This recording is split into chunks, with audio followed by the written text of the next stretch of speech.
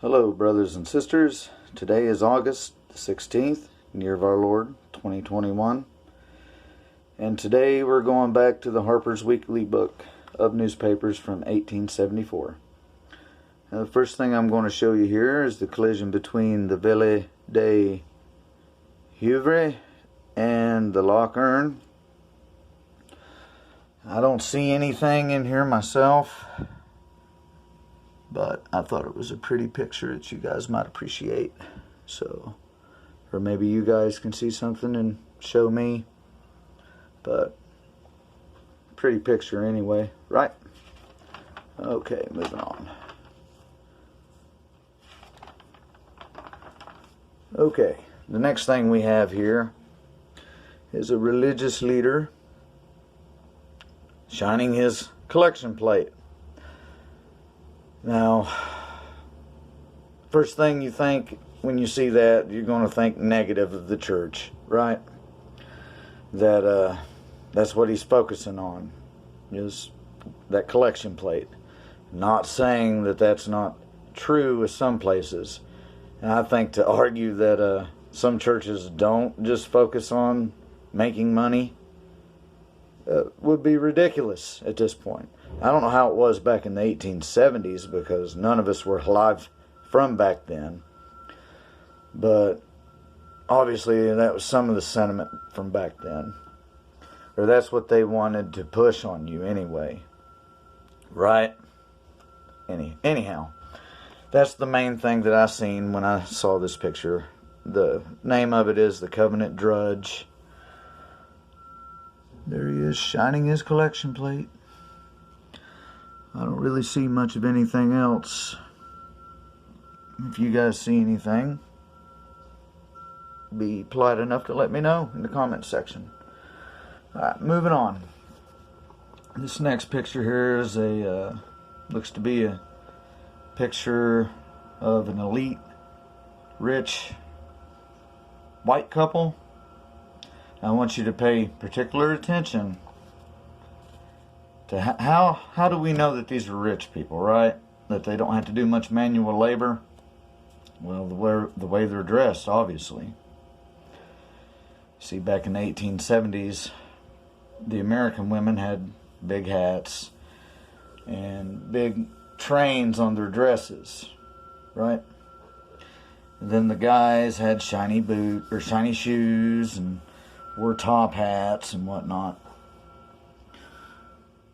And that's really all I see in this picture. If you guys see anything other than that, let me know. It's not a Thomas Nast picture, so there might be something there, might not. But I'll show you that way I can read something to you later. Moving on. This is just a bunch of ads here we've already been through. It's pretty much the same ads from last week. Okay. Here we got the Secretary of War has caught a thief. That's what it says down there. This is a Thomas Nast. So we're going to find an Easter egg in a Thomas Nast picture, more than likely. I'm sure some of you guys probably already see it. Let me zoom in on it here. His little calling card, if you will, to his buddies. Square and compass. And see, he doesn't have to make an A like that, guys. He makes it like that for a reason. But from the research I've done on Thomas Nast, I cannot find anything verifying he had anything to do with the Masons. But why else would he put that in his pictures, guys, unless he did? Moving on over here. This one's called Honesty is the Best Policy. And it says, respectable old merchant who has failed for the 20th time to bookkeeper. Well, Mr. Bookkeeper, how much can we pay? Bookkeeper, I don't think we can pay more than 25 cents, sir. Respectable old merchant. Indignantly. Nonsense, sir. Nonsense. I have always paid 40 cents, and I shall do so now, even if I have to pay the other 15 out of my own pocket. right? Okay. The only thing I find here that's odd is this thing that he's got in his hand there. Maybe that's a bell or something. Maybe one of you guys can tell me what that is. But there's the picture. It's not by Thomas Nast. It's by CSR, whoever that is. Okay, moving on over here. This was a fictional story. It was rather dull. I'm going to show you the artwork. And see, we can tell by the way these people are dressed that they're like working class, right? Down here. Alright, moving on. And this is the main subject of the day right here. Remember how they had the rich couple, their American rich couple, dressed. That's how we could tell they were rich, right? Alright. Let's see how the barbaric Chinese people, their custom was. Ladies' feet in China. Some writers have ascribed the introduction of the extraordinary Chinese custom of crushing the feet of female children to the Manchu Tartars. But this is a mistake. It undoubtedly existed long before their event. And moreover, their women do not distort their feet at all, and wear the same shaped shoes as the men do, the only distinction being that the sole is much thicker. Further, there is a saying that death is the penalty for any small-footed female who is found within the precincts of the imperial palace in Peking. And this is certainly a tolerable, strong proof of the aversion of the Manchus to the practice. It is not at all improbable that this cramping of the women's feet may, in some measure, be due to the same feeling in which often makes a Chinaman let his fingernails grow to a hideous length. His notion being that he thereby shows the world that he is not obliged to earn his living by manual labor. And indeed, a small-footed woman cannot by any possibility do very much hard work, though some of them do contrive to labor in the fields, etc. It must not be imagined that all Chinese women necessarily have small feet, for a large number of the poorer classes, who are likely to have to earn their livelihood by heavy work, are brought up with their feet uncramped and of natural size. Though many poor families prefer to struggle on for a precarious living, bringing up their daughters with small feet rather than allow them to grow as large as they would grow, and oblige them to carry burdens and do heavy work in order to obtain a more competent support. Small feet being an index, not of wealth, but of gentility. Parents whose daughters have small feet are enabled to marry them to more respectable families than if their feet were of natural size.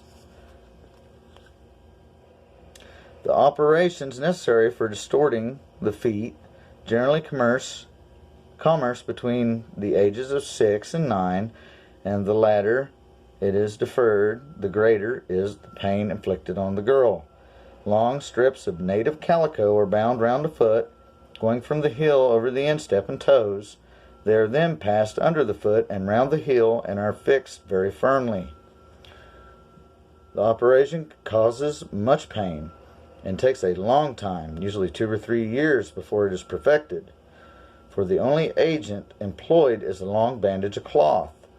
The feet remain extremely tender and useless for all practical purposes till the bones, etc., have become set in the new shape into which they are forced. It is said that after the lapse of a few years, if the operation has been skillful, there is no pain, and the foot becomes in a manner deadened, the effect of the bandaging being to check the circulation of the blood and to prevent the further growth and development of the foot. A medical observer tells us that there is a class of women whose vocation it is to bandage the feet of children, and who do their work very neatly. And from what I have seen, the Chinese women who in childhood have undergone skillful treatment do not suffer much pain beyond the weakness of the foot, from the destruction of the symmetrical arch and the inconvenience of being unable to walk when the foot is unbound and unsupported. If the feet have been carelessly bound in infancy, the ankle of the woman is generally tender, and much walking will cause the foot to swell and be very painful. Without going too deep into surgical minutiae, the following seems to be the consequence of the compression of the foot. The instep is bent on itself, the heel bone is thrown out of the horizontal position, and what ought to be the posterior surface is brought to the ground. The ankle is thus forced upward, and the great toe is the only one that remains, the four smaller ones becoming, in course of time, mere useless pieces of skin. The foot, too, becomes narrow and tapers off to the end of the great toe. It is placed in a short, narrow shoe, which is pointed at the toe, and very commonly the heel is elevated by means of a block of wood, the consequence being that the woman seems to be standing, as it were, on tiptoe, or to be more precise, on the tip of her great toe. The following paragraph will give a fair notion of the effect produced by the force of fashion on the China woman's foot under varying conditions.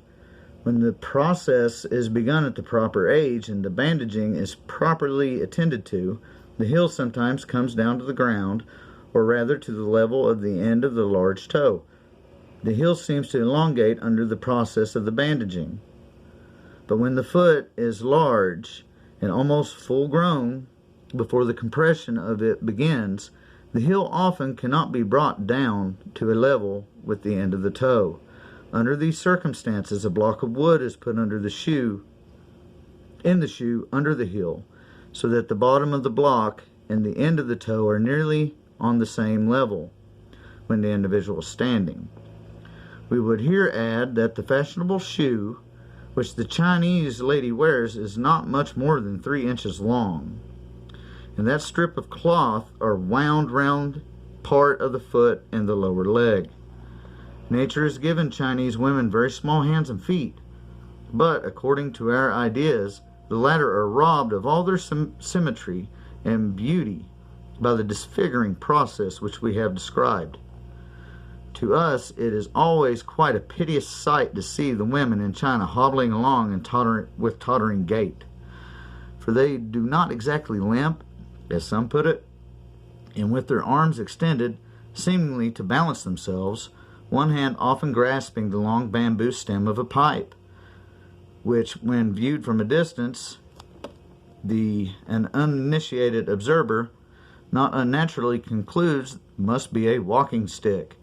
The Chinese, however, apparently admire the helpless gait of the women, for they compare them, when hobbling along, to the waving of willows agitated by the breeze. We think it a mistake to assert, as some do dogmatically, that Chinese women cannot walk far, for they undoubtedly can hobble along for very considerable distances, and do not, as a rule, seem much distressed. They take their time about it, it is true, and do not get over the ground very fast. The misery that is supposed to arise from the practice has been absurdly exaggerated, and judging from the observation of those well qualified to form an opinion, we are inclined to think that when disease of any kind follows upon the operation, it is mostly due either to unskilled manipulation or some constitutional infirmity.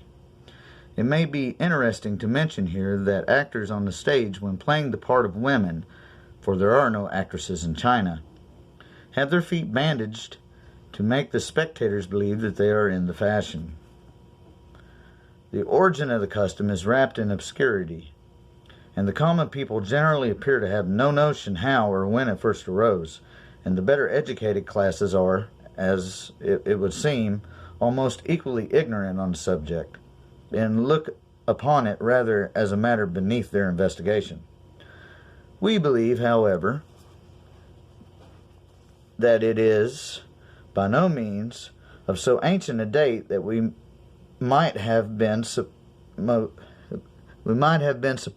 judging from the great antiquity of most of the social customs of the Chinese.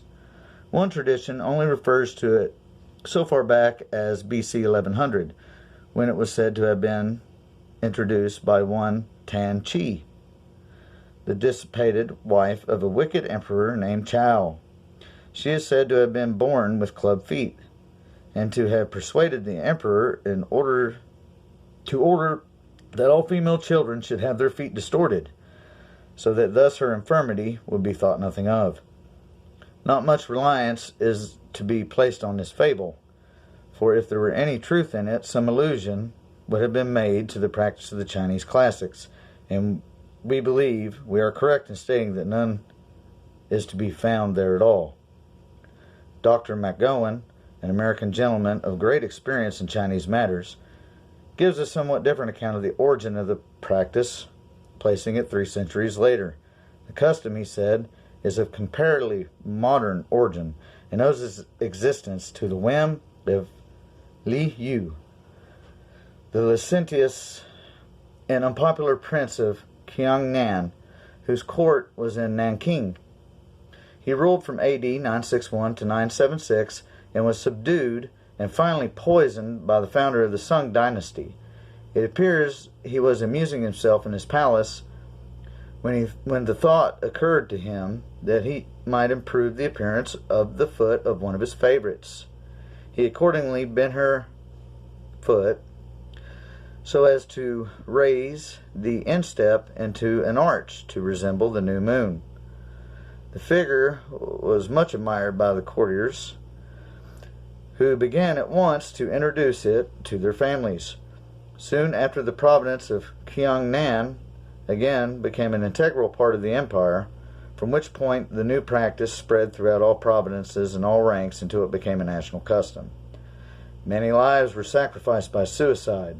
Those females whose feet had not been bound were persecuted by their mother-in-laws and despised by their husbands, so much that they hung themselves or took poison. About 150 years after the origin of the practice, we find a poet celebrating the beauties of the golden lilies. And from his description, it would appear that 7 centuries ago, they were the same size as those of present day. According to the upholders of the development theory, which is the theory of evolution, such continued compression for centuries should have occasioned a natural alteration in the structure of the Chinese foot, but nothing of this kind is observed. All right, let's stop right there for a second. That's a good point, by the way. Let's go over here to the Bible. Genesis chapter 1, verse 25. And God made the beasts of the earth after his kind, and cattle after their kind, and everything that creepeth upon the earth after his kind. It sounds like they come after their kind and they don't change. Okay. Let's go over here and finish up. I just wanted to point that out. The laws of China say nothing on the subject of the curious custom of which we have treated in the present paper, and though it is one which is deeply rooted and extremely popular throughout the length and breadth of the empire, there is no doubt that the present Tartar dynasty